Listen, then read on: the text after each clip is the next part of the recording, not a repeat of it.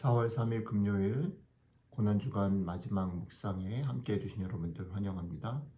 저희는 예수님의 일곱 십자가상에서 일곱 마디 말씀에 대해서 하나하나 읽고 묵상하고 있는데요. 오늘은 그 마지막 두 마디, 여섯 마디, 일곱 마디 말 두 부분을 같이 묵상하려고 합니다. 요한복음 19장 29절부터 30절, 누가복음 23장 45절부터 46절 같이 읽겠습니다.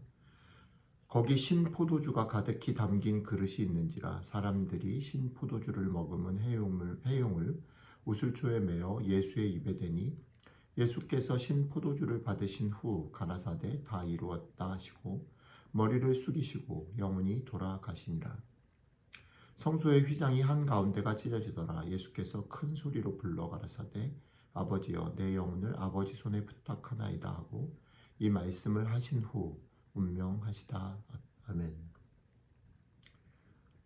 오늘 요한복음과 누가복음은 예수님의 마지막 장면, 영혼이 돌아가시니라 이 말씀을 하신 후 운명하시다라는 이 두 장면을 우리에게 사실 다른 말씀을 남기신 것으로 소개하고 있습니다. 영혼이 돌아가시기 전에는 요한복음에 따르면 다 이루었다라고 말씀하시고 또 이 말씀을 마친 후에 운명하셨다라고 누가복음 얘기하시는 것 속에 주님의 말씀은 나의 영혼을 아버지 손에 부탁합니다 라는 말씀입니다.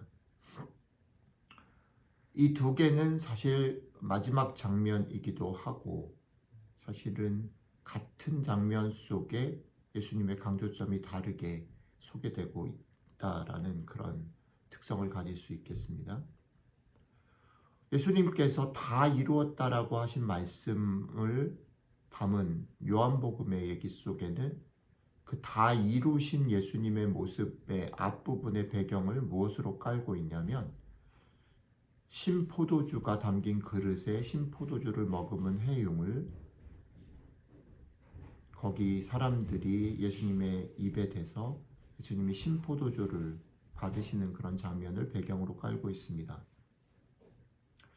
세례 요한에게 세례를 받음으로 오롯이 세상과 외부가 아니라 아버지와 성령님에게만 인정받음으로 그의 사역을 시작하신 그분께서 마지막 장면에서 끝끝내 자신의 모든 삶과 사역을 무사히 마쳤다라고 선언하기 바로 전에 마지막으로 그가 그를 비웃는 사람들의 신포도주를 받으신 사건은 예수님이 어떤 삶을 사셨고 어떤 사역을 가지셨는지 하셨는지를 명확하게 보여주는 상징적인 그림입니다. 그분은 끝까지 목마른 삶이었고 끝까지 외로운 삶이었습니다. 세상 사람들이 모두 다 자연스럽게 기대하고 달려가는 그 길, 예루살렘을 입성하시는 예수님을 향해서 종려가지를 들고 환영했던 일주일 전에 그 길이 아니라 다른 길로 걸었죠. 세상을 구원하러 오신 하나님의 아들이 삶에 지치고 목마른 모든 사람들에게 영원히 목마르지 아니하는 생수를 주러 오신 그분께서 자기 자신의 목마름 때문에 다른 사람의 손을 빌려야만 하는 그런 치욕스러운 자리, 마지막의 자리에 떨어짐으로 그분의 삶과 사역을 완성하셨다, 다 이루셨다라고 성경은 말합니다. 여러분들과 제가 믿는 주님이 바로 그런 분이시라는 거죠. 여러분들과 저에게 주어진 구원은 그렇게 우리에게 주어졌습니다. 우리와 같이 아파하고 우리의 짐을 같이 짊어지시고 우리와 같이 목마른 자리에 처함으로 우리에게 주어진 그런 비효율적이고 전혀 흠모할 만하지 못한 그런 방법을 통해서 우리에게 주어진 구원입니다. 그래서 사실은 역설적으로 주님이 같이 아파하고 같이 짊어지고 같이 목마른 자리에 처함으로 히브리서 말씀을 따라 보면 그분이 우리의 고통과 아픔과 연약함을 체휼하지 아니하신 분이 아니라 그것을 다 체휼하셨기 때문에 우리를 충분히 돌아보고 원하실 수 있는 대제사장이다라는 축복을 우리가 받았다라는 거죠. 그런데 예수님은 그렇게 사셨는데 우리는 그렇게 우리에게 주어진 구원을 오히려 멋진 것으로 만들려고 한다라는 겁니다. 주님은 그렇게 낮아지셔서 우리의 가운데 낮아진 모습으로 오셨는데 우리는 그 낮아지심이 무언가 힘이 있는 것으로 묘사하려고 한다는 겁니다. 그러니 최소한 오늘 주님이 못 박히신 날 금요일 오늘만이라도 지금 이 시간만이라도 너무 빨리 우리의 구원 영광으로 넘어가지 않았으면 좋겠습니다. 좀 더 그분이 낮아지신 자리에 그가 대신 지신 고난의 무게에 조금은 멈춰서고 머물러 있으면 좋겠습니다. 그리고 그 아픔이 주님의 난처함이 그 곤욕스러움이 실제로 우리가 겪고 있는 이 삶의 무게를 어떻게 위로하는지, 어떻게 치유하는지, 어떻게 자유롭게 해방시키는지를 누렸으면 좋겠습니다.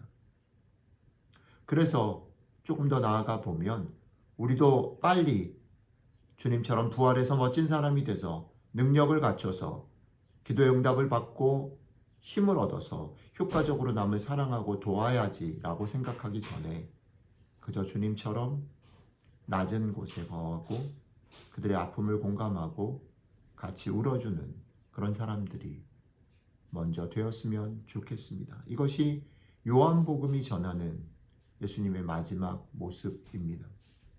그런데 누가는 여기에 한 가지 장면을 더 합니다. 누가의 장면의 배경은 무엇이냐면 성소의 휘장이 찢어진 것이죠.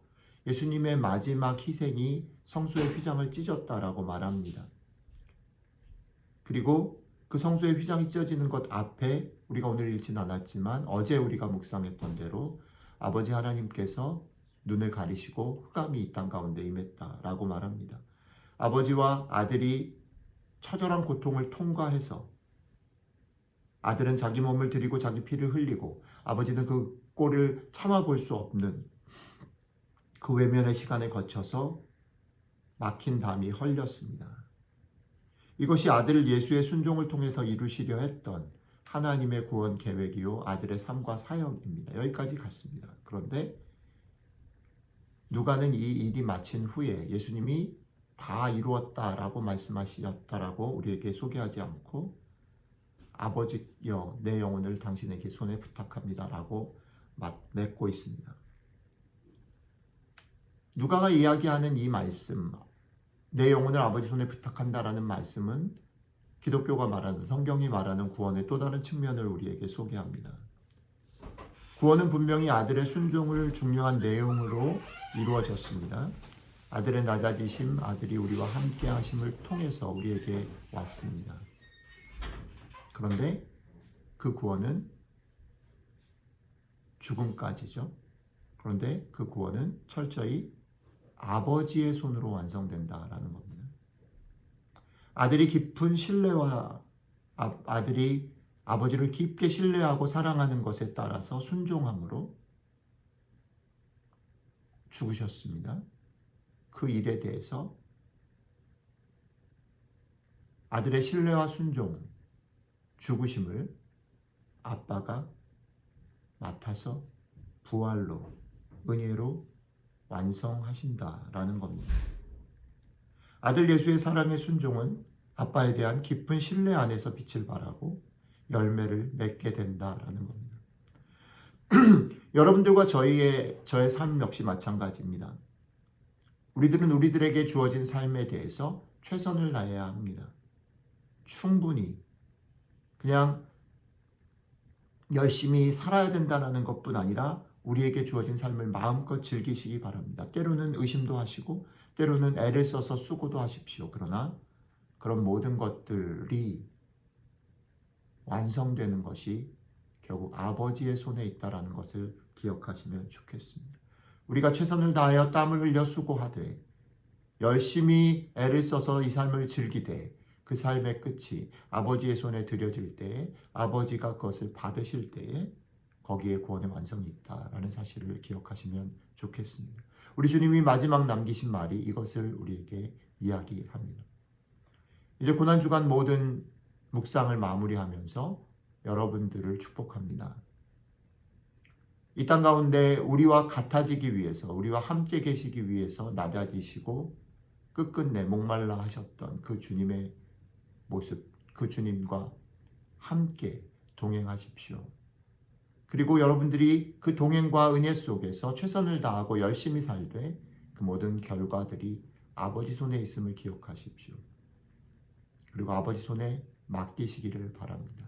그럴 때에 아버지께서 예수 그리스도의 순종을 기쁨으로 부활로 받으셨듯이 여러분들의 순종과 헌신을 기쁘게 부활의 영광으로 받으실 것입니다. 같이 기도하겠습니다.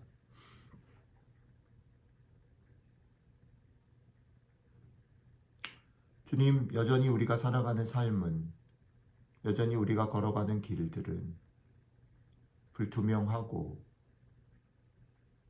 오락가락하고 변하지만, 그리고 그 속에서 살아가는 저희들은 그것 때문에 흔들리기도 하고 우리의 연약함 때문에 포기하고 싶은 마음들 속에 놓이지만, 그럼에도 불구하고 다시 우리의 연약함이나 우리의 삶의 무게들을 오르시지 않고, 아니 미리 걸어가셨던 그 주님이 우리와 함께 계심을 기억하며 이 고난의 시간들을, 이 삶의 여정들을 걸어가기를 원합니다. 그리고 그 속에서 주님이 그리하셨던 것처럼 우리도 최선의 것을 헌신과 순종으로 드리되, 그 헌신과 순종 때문에가 아니라 그것을 받아 결국 부활의 영광으로 우리와 함께 하실 아버지 하나님에 대한 소망으로 이 삶을 걸어나가는 저희들 되었으면 좋겠습니다.